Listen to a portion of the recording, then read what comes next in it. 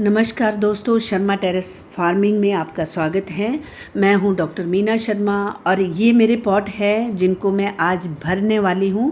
ये पॉट मेरे जो मैंने पिछले वीडियो में आपको बताए थे वही पॉट कुछ बचे हैं जिसमें होल करना बाकी था, जो मैंने किए हैं। और मेरे पास कुछ पुराने भरे हुए पॉट हैं, उनकी रीपॉटिंग भी मुझे करनी है। तो दोस्तों, ये मिक्सचर मैं तैयार कर रही हूँ। ये कोकोपीट है और साथ में रेत है, मिट्टी है, कंपोस्ट है। इन सब का बराबर बराबर अंदाजे से मैं इसको तैयार कर रही हूँ।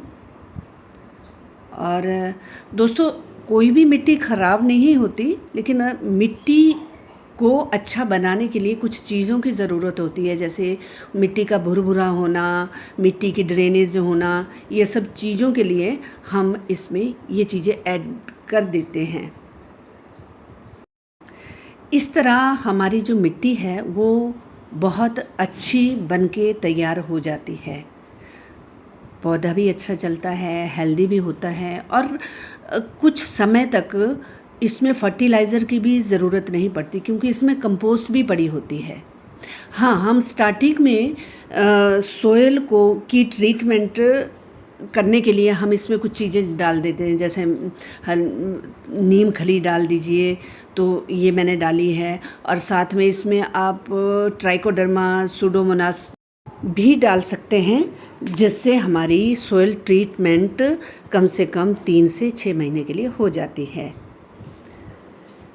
तो क्योंकि इसमें जो कोकोपीट डाला है ना, वो भी एंटीबैक्टीरियल है, तो वैसे इस सॉइल में ज़्यादा ज़रूरत नहीं होती, लेकिन फिर भी हम इसमें डाल सकते हैं। कई बार कुछ चीज़ें आ ही जाती हैं सॉइल के साथ, तो उसकी हम ट्रीटमेंट कर सकते हैं। तो इस तरह से हमारा ये मिक्सचर बहुत बढ़िया भुरभुरा इस तरह से बन रहे हैं। थोड़े से मोटे मोटे जो चिकनी मिट्टी थी, ये मोटे मोटे ढेले से हैं, तो इनको थोड़ा सा मसलना पड़ रहा है, ये देखो। लेकिन अगर कुछ रह भी जाते हैं तो बाद में, जैसे हम गमले की गुड़ाई करते हैं, तो उस समय ये ढेले बिल्कुल डिज़ोल्व हो जाते हैं पूरी मिट्टी में।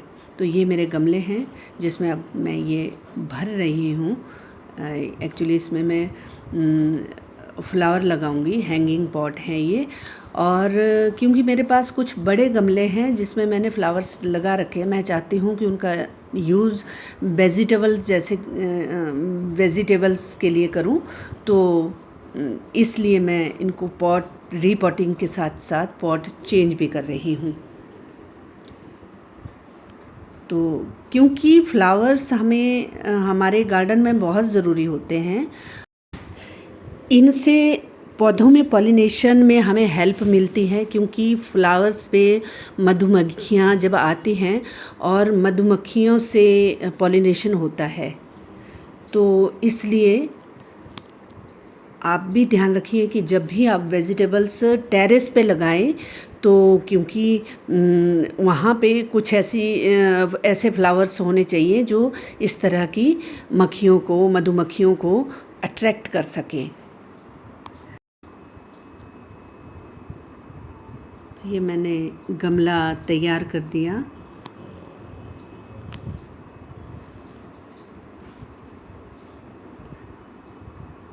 ये छोटी से छोटी, ये फ्लावर इस तरह का होता है कि इसमें छोटी से छोटी टहनियाँ भी लग जाती हैं और इजीली लग जाता है। और इसके जो फ्लावर्स हैं वो भी बहुत बढ़िया होते हैं। तो इस तरह ये हैंगिंग के लिए मुझे बहुत अच्छे लगते हैं, और क्योंकि इनमें ज़्यादा मेहनत नहीं करनी पड़ती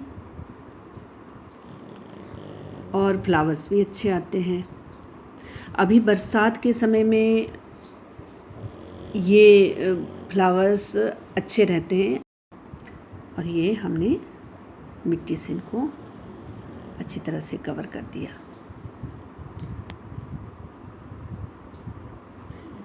और ये मेरे पास ये छोटा पॉट है और ये बड़े वाला है, तो मैं छोटे पॉट्स का यूज़ करूँगी फ्लावर्स के लिए और बड़े का करूँगी वेजिटेबल्स के लिए। जैसे ये मनी प्लांट है तो ये कहीं भी, ये भी इजीली लग जाता है, तो इसको हैंगिंग पॉट में और साथ में मैं इस छोटे वाले पॉट में इसको लगा रही हूँ। गार्डनिंग के काम में स्टार्टिंग में तो बहुत मेहनत होती है, लेकिन धीरे धीरे जैसे ही हमारा ये सेट हो जाता है तो इतनी मेहनत की ज़रूरत नहीं पड़ती, फिर हमें सिर्फ प्लांट्स की देखभाल ही करनी होती है। तो ये मैंने पॉट तैयार कर दिया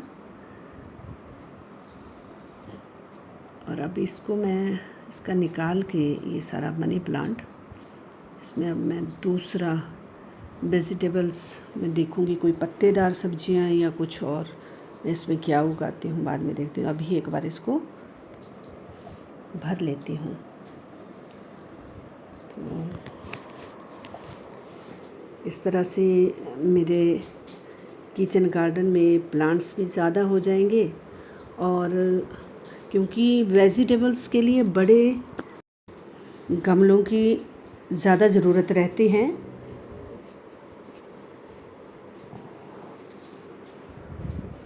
ये तैयार हो गया मेरा गमला।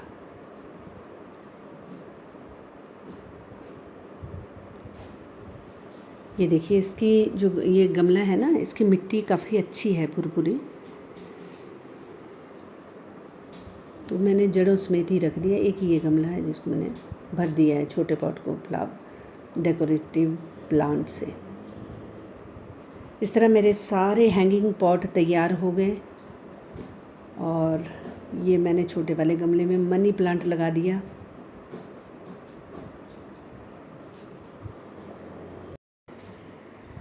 तो दोस्तों, रीपॉटिंग का मतलब भी यही होता है कि ये जो हमारे प्लांट्स में बहुत सारी जड़ें आ जाती हैं, इनकी थोड़ी सी काट छांट हो जाती है, और जिससे पौधों को और अच्छी तरह से ग्रोथ होने का मौका मिलता है। तो मैं हर 6 महीने में, हर सीज़न के बाद में तकरीबन रीपॉटिंग तो करती ही हूँ प्लांट्स की। ये देखिए, तो इसमें काफ़ी सारी रूट्स हैं, और इसमें जो रूट्स हैं वो मैं एक साइड में इकट्ठे करके जैसे गमले में सबसे नीचे डाल दूँगी, ताकि ऊपर से खाद मिट्टी पड़ेगी तो नीचे दबा रहेगा, तो इसमें ये सड़ जाएंगी नीचे ही नीचे पानी से। समटाइम जैसे दूबा टाइप की जो घास होता है वो हम नीचे डाल देते हैं तो वो ऊपर आ जाता है। तो ऐसा भी ध्यान रखिए कि पौधों को नुकसान ना हो, क्योंकि कुछ एक घास ऐसी होती है वो मिट्टी के अंदर भी सड़ती ख़राब नहीं होती है। लेकिन कुछ एक प्लांट्स ऐसे होते हैं जिनको ज़्यादा पानी से, जो ज़्यादा पानी बर्दाश्त नहीं कर सकते, वो पौधे अगर हम नीचे गमले के बेस में डाल देते हैं तो वो सड़ जाते हैं। लेकिन ध्यान रखिए कि कोई प्लास्टिक जैसी चीज़ नहीं होनी चाहिए, क्योंकि वो गलती नहीं है। प्लास्टिक बहुत ख़तरनाक चीज़ है, तो कृपया उसका जो यूज़ है वो कम से कम कीजिए, और वो मिट्टी में कभी भी सड़ता नहीं है, उसकी खाद नहीं बनती है।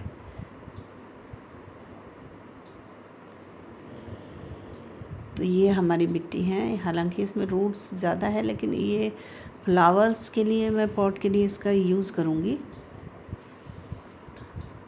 लेकिन जड़ें इसकी सारी छांट के।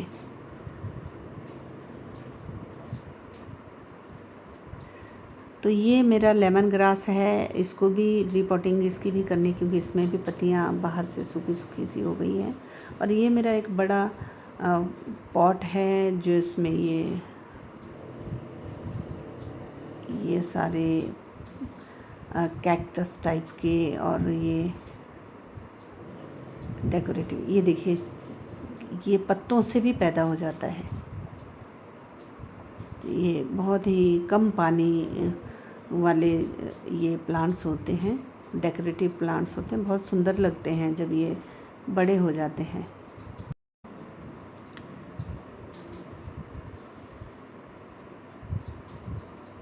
तो ये मेरे जो लेमन ग्रास की जो पत्तियां हैं, इनको मैं निकाल के ना एक एक जो साफ़ सुथरी सी ब्रांच है या प्लांट है उसको मैं रखूँगी, बाकी इसको निकाल दूँगी। एक्चुअली ये ख़राब नहीं होता, लेकिन क्योंकि हमारे शिफ्टिंग के चक्कर में इसमें थोड़ा सा ये ख़राब हो गया, और अब इसको मैं नए पॉट में लगाने वाली हूँ। और ये लेमन ग्रास का जो सूखा कचरा है वो मैंने नीचे रख दिया, और इसको मैं लेमन ग्रास के लिए तैयार कर रही हूँ। आप अपने गार्डन की छोटे से छोटी चीज़ का जो वेस्ट का यूज़ कर सकते हो, प्लास्टिक को छोड़ के, क्योंकि पत्तियाँ तो सड़ी जाती हैं, और इवन ये अपने थैले वगैरह होते हैं जूट के, ये भी सड़ जाते हैं। तो ये मेरे गमले तैयार हो गए, और अब मैं इसको सींचूंगी। ये ध्यान रखिए कि कभी भी कोई भी रीपॉटिंग करिए या नया प्लांट लगाएं, आपने उसको सींचना ज़रूर, पानी ज़रूर लगाना है उसमें, क्योंकि पौधा जब एक जगह से उखड़ता है दूसरी जगह लगता है तो उसको सेट होने के लिए उसको मॉइस्चर बहुत ज़रूरी है।